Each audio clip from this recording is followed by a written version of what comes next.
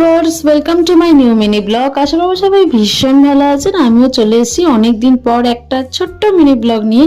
তো এই যে ভিডিও ক্লিপগুলো আমি তোমাদের সাথে শেয়ার করছি, এটা হচ্ছে আমার লাস্ট ওয়েডনেসডে ছুটি ছিল।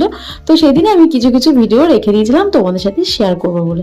এখন আর আমার সেইভাবে ফেসবুকে ভিডিও করা একদম হচ্ছে না, কারণ আমি সত্যি ভীষণ ব্যস্ত হয়ে পড়েছি।